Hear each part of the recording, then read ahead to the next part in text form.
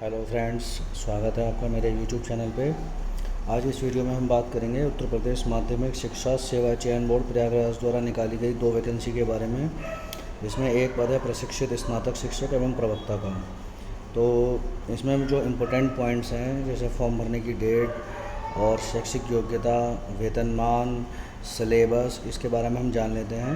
ठीक है, दोनों ही विज्ञापनों को मैं आपको सेपरेट करके दिखा दूँगा और इसमें जो इम्पोर्टेंट डेट्स हैं उनको भी हम देख लेंगे। देखिए, सबसे पहले हम प्रशिक्षित स्नातक देख लें। डेट्स की बात करें तो दोनों के लिए सेम है, दोनों नोटिफिकेशन के लिए। पंजीकरण प्रारंभ की जो तिथि है वो 9 जून 2022 है।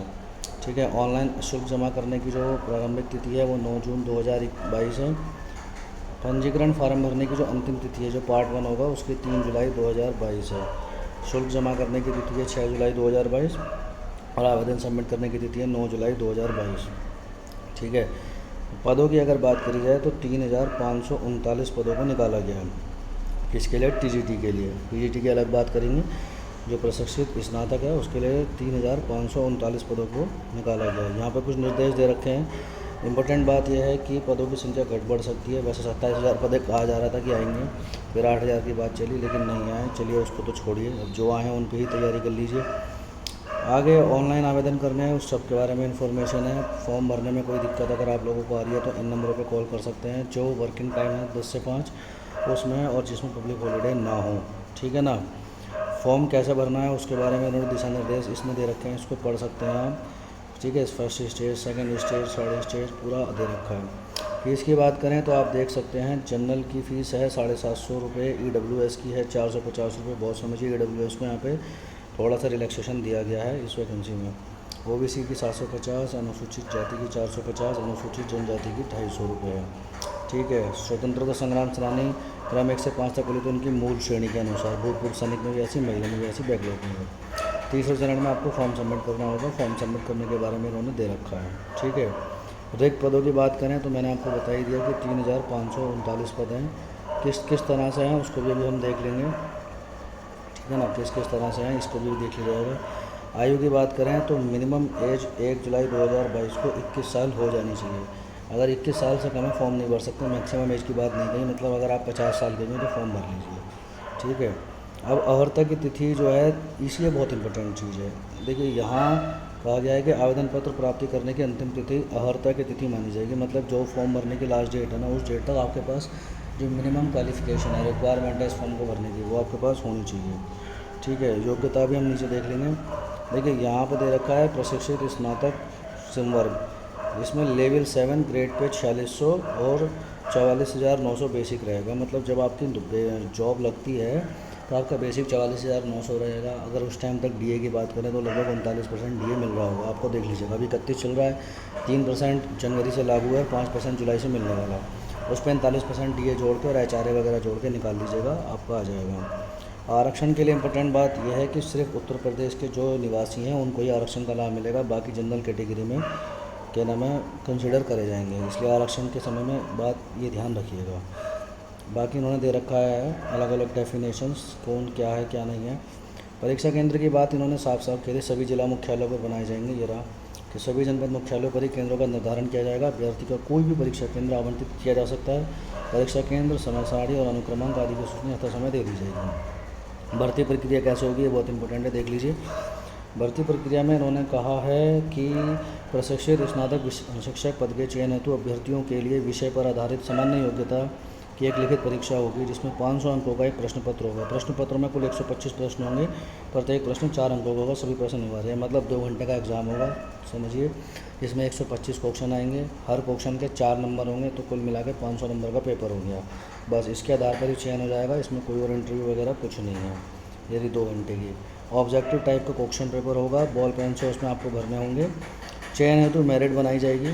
ये लिखा है, लिखित परीक्षा के आधार पर अभ्यर्थियों द्वारा प्राप्त अंकों के आधार पर प्रशिक्षित स्नातक विषय के चयन हेतु उत्तर प्रदेश माध्यमिक शिक्षा सेवा चयन बोर्ड नियमावली 1998 के नियम 12(8) के अनुसार विज्ञापित रिक्तियों की संख्या से अधिक किंतु 25% से अनाधिक की समेकित पैनल में लिस्ट क्रमानुसार तैयार की जाएगी। फिर उसके अनुसार संस्था का आवंटन करा जाएगा। मतलब स्कूल कॉलेज जो भी आपको मिलना है उसके अनुसार आपको करा जाएगा। कुछ सामान्य अनुदेश दे रखे हैं, जिन्हें आप देख सकते हैं। परीक्षा की तिथि अभी इन्होंने नहीं बताई है, पर एक्सपेक्टेड करा जा रहा है कि अक्टूबर तक एग्ज़ाम हो जाएगा। अभ्यर्थियों के लिए महत्वपूर्ण निर्देश है, इन्हें ज़रूर पढ़ लीजिएगा, ये बहुत ज़रूरी होते हैं कोई भी एग्ज़ाम फॉर्म भरने से पहले। यहाँ दे रखा है SC/ST के लिए जो सर्टिफिकेट लगना है वो कैसे बनना है, OBC के लिए जाति प्रमाण पत्र, विकलांगों के लिए प्रमाण पत्र इस प्रारूप में होना चाहिए, फ्रीडम फाइटर के लिए ऐसा होना चाहिए, खेल कूद वाले जो होते हैं उनके लिए ऐसा होना चाहिए। यहाँ पदों की संख्या दे रखी है, इंग्लिश, हिंदी, गणित, ये सब देख लीजिए कितने कितने पद हैं। अगर सबसे ज़्यादा पदों की बात देखी जाए तो इंग्लिश में इस टाइम शो हो रहा है, इंग्लिश में 511 पदों पर भर्ती निकाली गई है, ठीक है। उसके बाद हिंदी भी है 509, है ना, और फिर गणित में भी 508 हैं, अच्छे खासे पद हैं। विज्ञान में 499 है ना। बड़े बड़े अगर पदों की बात करी जाए तो इंग्लिश, हिंदी, गणित, सामान्य विज्ञान, संस्कृत, शारीरिक शिक्षा, विज्ञान, गृह विज्ञान, कला, इनमें निकाली गई है। बाकी तो जो पद हैं उनमें थोड़ी कम निकाली गई है। कुल मिला के 3213 पद बालकों के लिए हैं और ये बालिकाओं के लिए दे रखे हैं। बालक बालिका में फ़र्क इतना है कि जो बालिका वर्ग है वो बालक में भी बढ़ सकती है, बालिका में भी, क्योंकि बालिका ही बालिका को पढ़ा सकती है, लेकिन बालक बालिका को नहीं पढ़ा सकता, मतलब लड़का लड़की को नहीं पढ़ा सकता, इसके अनुसार ये है, ठीक है। आगे देख लिए इन्होंने दे रखा है कि शैक्षिक योग्यता क्या है। शैक्षिक योग्यता की बात करें तो TGT के लिए जो प्रशिक्षक स्नातक शिक्षक पद हैं, इसमें जिस भी पद के लिए आप आवेदन कर रहे हैं ना, उस पद के साथ आपकी मतलब उसमें आपकी ग्रेजुएशन होनी चाहिए, पहली चीज़ तो उस, ठीक है। और दूसरी बात, ग्रेजुएशन के साथ साथ मतलब उस विषय के साथ जिस पद के लिए आप भर रहे हैं, मतलब हिंदी के लिए भर रहे हैं तो हिंदी से ग्रेजुएशन, गणित के लिए भर रहे हैं तो गणित होना चाहिए, और साथ में B.Ed करा हुआ हो, ठीक है। ये दोनों चीज़ होनी चाहिए, तभी आप इस फॉर्म को भर सकते हैं।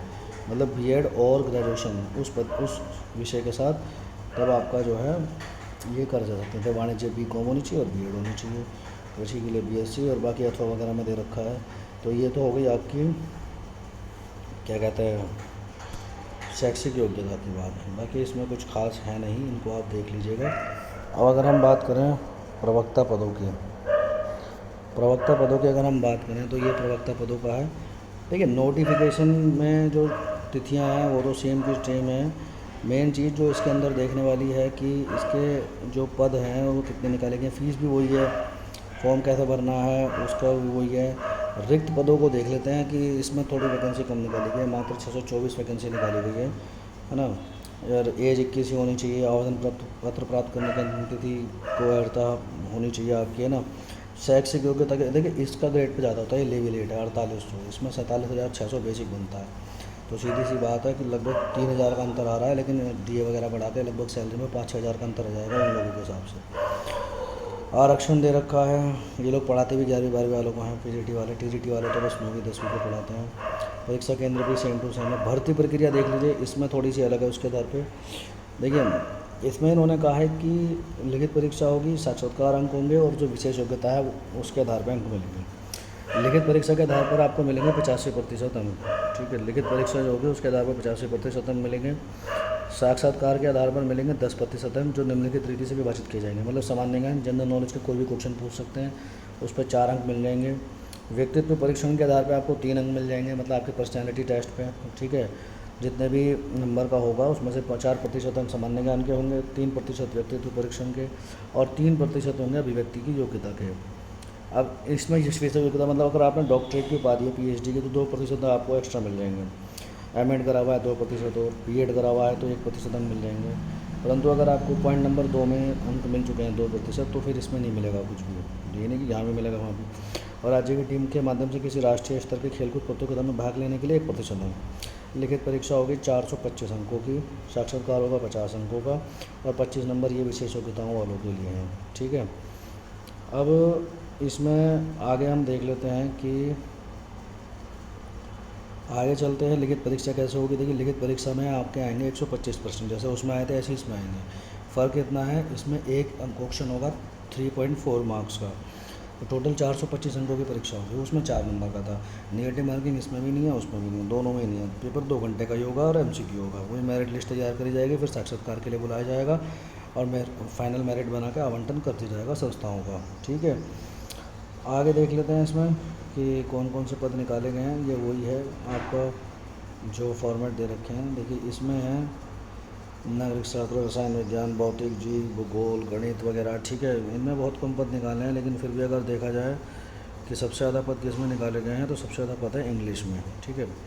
इंग्लिश के बाद अगर हिंदी में, हिंदी के बाद इंग्लिश में, इंग्लिश के बाद देखा जाए अगर पदों की बात तो सबसे ज़्यादा पद हैं भूगोल में, है ना।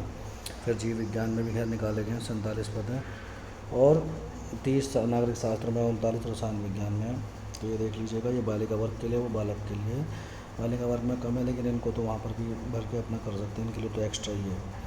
अब अगर देखा जाए कि शैक्षिक योग्यता क्या है, तो जिस विषय से आप पीजीटी का फॉर्म भरेंगे उस विषय में आपकी स्नातक होनी चाहिए, मतलब पोस्ट ग्रेजुएशन होनी चाहिए, बस इतना काफ़ी है। इसके अलावा और कुछ नहीं चाहिए, ठीक है ना। बाकी आप इसमें देख लीजिएगा, अलग अलग की दे रखी है, लेकिन थोड़ा सा डिटेल में दे रखी है।